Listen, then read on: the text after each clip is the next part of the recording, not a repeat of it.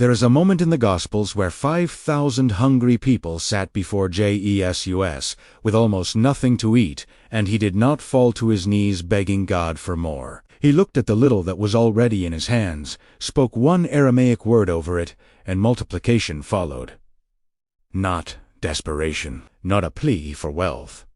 A blessing. Once you understand the real posture behind this miracle, you will never approach abundance the same way again. For centuries, the Church relied almost entirely on Greek and Latin translations of the Gospels, slowly losing the original texture of the words Jesus actually spoke over ordinary bread in front of an ordinary crowd. It was through the survival of the Peshitta, the ancient Syriac and Aramaic New Testament, carefully preserved for generations within the churches of the East, that scholars were able to trace this moment back to the word most.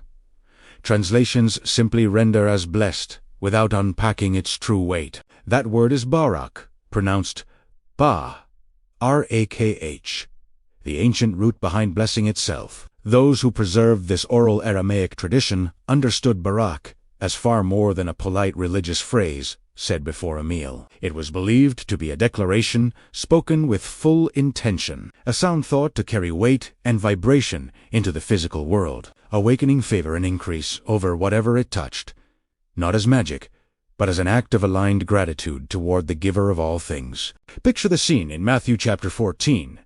5,000 men, plus women and children, sat on the grass, hungry at the end of a long day. The disciples saw the problem clearly. Too many people, too little food, nowhere nearby to buy more. Jesus did not share their panic. He took the 5 loaves and 2 fish that were already present, looked up to heaven, and spoke barak over them. Notice what he did not do. He did not pray a desperate request for more bread to appear from nowhere. He did not focus on the lack in front of him. He blessed what was already there, however small it seemed, before anything visibly changed. This is the posture almost entirely missing from modern conversations about abundance. Blessing precedes multiplication, not the other way around. And the best is yet to come. In the next chapters, you'll discover what could change everything for you. Modern teaching about abundance often centers on asking, declaring, or even demanding increase, as though wealth responds primarily to the intensity of our request. But the miracle of the loaves reveals something quieter and far more countercultural. Jesus did not multiply the bread by focusing on what was missing. He multiplied it by focusing on gratitude for what was already present, however small that already happened to be. This is the true weight behind barak.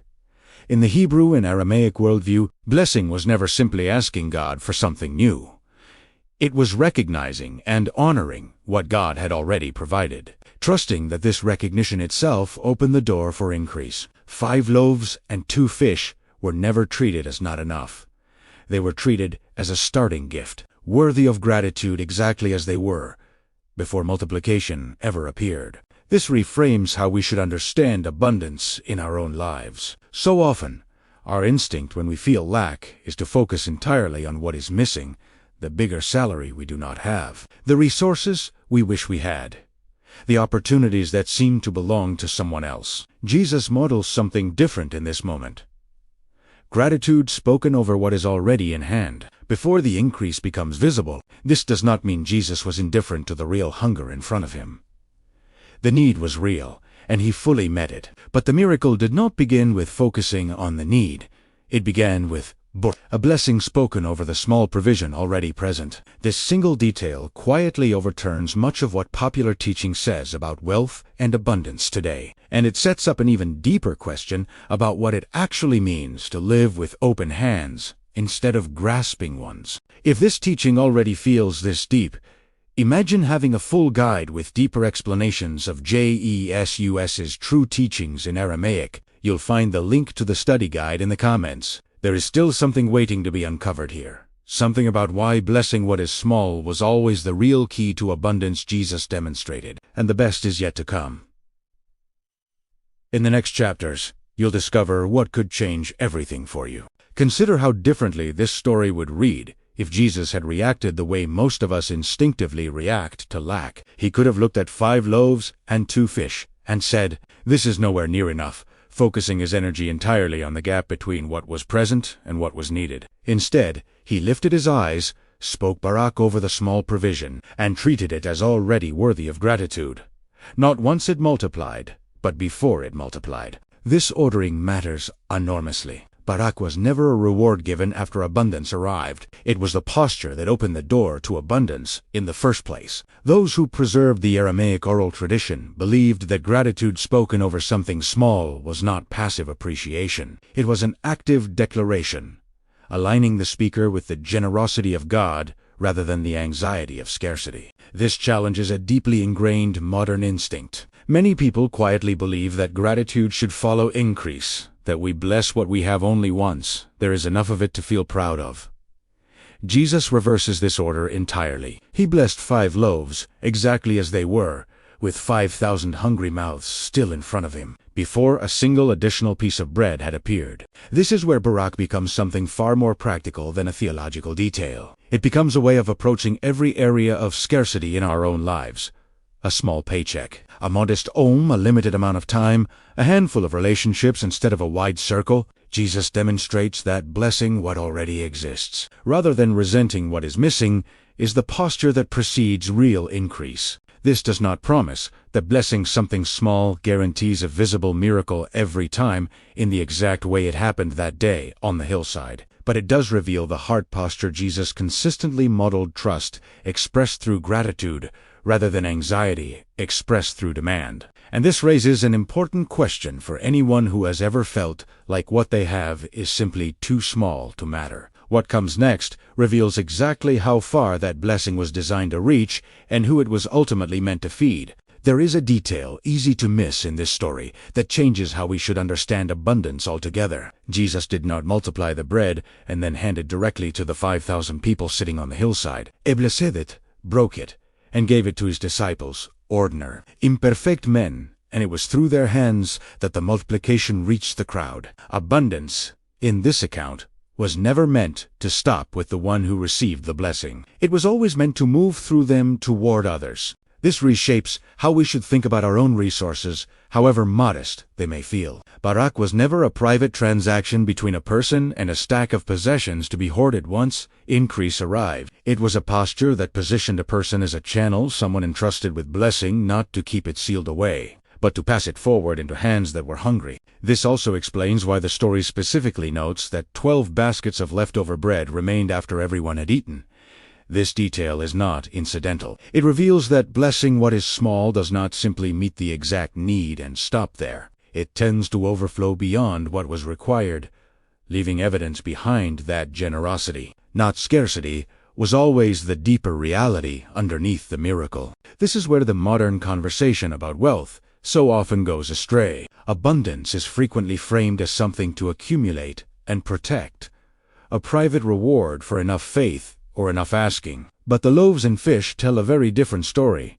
Blessing multiplies precisely as it moves through open hands, from Jesus to the disciples, to the crowd, with baskets of surplus left over to prove that generosity was never in short supply to begin with. This is the deeper meaning behind true abundance, not wealth commanded into existence for personal gain, but provision blessed and released outward, trusting that what moves through open hands rarely returns empty. And this understanding changes everything about how we should treat the resources already sitting in our own hands today. Right now, you might be asking yourself, why am I only discovering this truth now? Don't worry, we thought about that. We're here to help you go deeper with a guide made for this journey. The link is in the comments. If you have followed this teaching closely, you already sense that barak was never about wealth appearing out of thin air for personal gain. It was about a posture, gratitude spoken over what is small, trust expressed before increase becomes visible, and open hands ready to pass provision forward rather than seal it away. This is the true story behind abundance in the ministry of Jesus, and it looks almost nothing like the popular teachings that promise wealth in exchange for the right prayer or the right level of faith.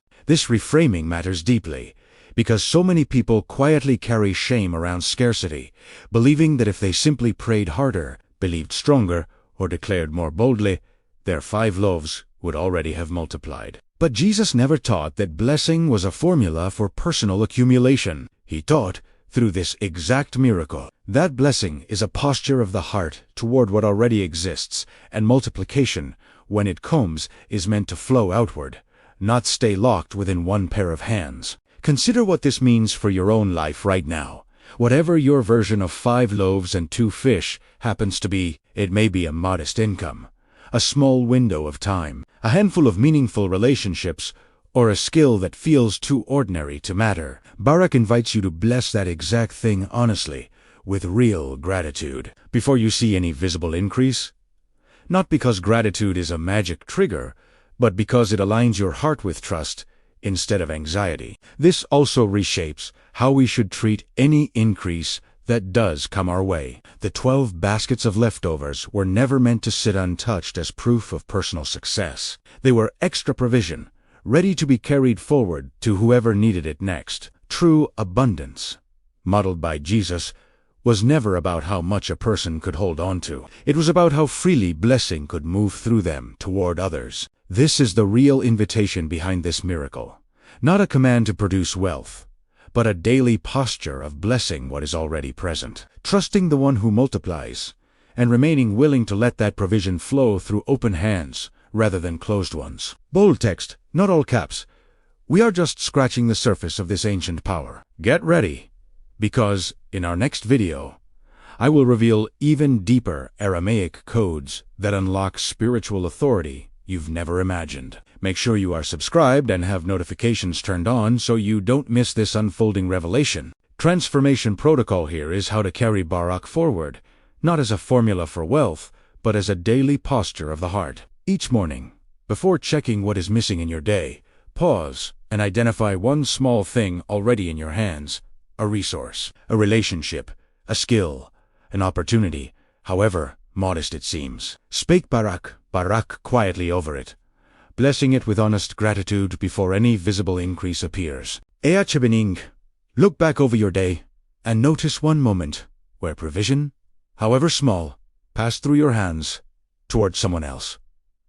A kind word, a shared resource, a bit of your time. If no such moment occurred, ask Jesus to open your eyes tomorrow to a place where you can let blessing move outward rather than staying sealed within. This is not a one-time declaration meant to produce instant results. It is a daily return, a way of letting the words of Jesus slowly retrain your heart to bless what is small. Trust the one who multiplies, and remain open-handed with whatever provision comes. Bold text, not all caps.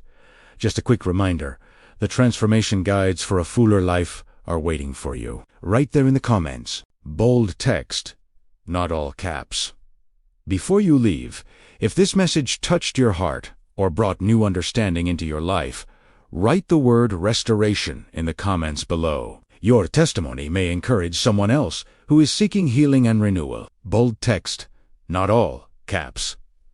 Thank you for sharing this moment of ancient wisdom with us. Until the next revelation, walk in peace, walk in freedom, and walk in the power of barak.